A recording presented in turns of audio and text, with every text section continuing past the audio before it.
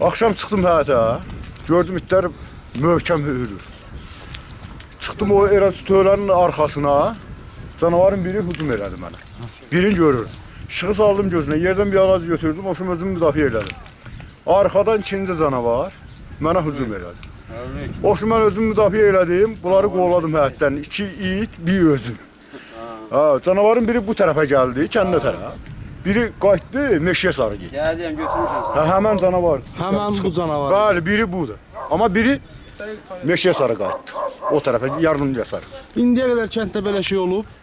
İndiyə qədər olmayıb, amma kəndin mallarına məsələn çoxlu. Ən son vaxt nə vaxt kənddə məsələn mal heyvana ziyan vurub? Ən son vaxt ilə son bir ayda. Bir ayda. Bir ayda 20 başa qədər kəndin inəklərinə ondan sonra danasını yeyibdi belə.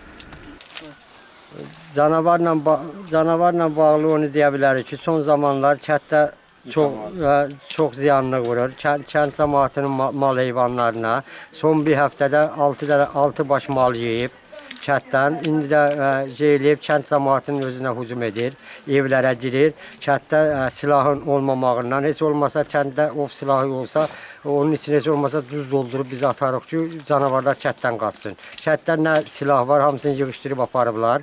Bir dənə silahımız da yoxdur. Canavarlar da indi hal-hazırda evlərə girib cəmaatın özünə hücum çəkib özünü yeyir. Əvvəllər məsələn bu illə ötən il müqayisə eləyəndə ötən ildə belə hücum eləmişdi canavarlar. Az halda eləmişdi. Amma bu illəri evin içinə girir. Hətta çox hücum eləyir kəndə. Kəndin özünə girir, kəndin içində və evlərə hücum çəkir, evin içinə hücum çəkir.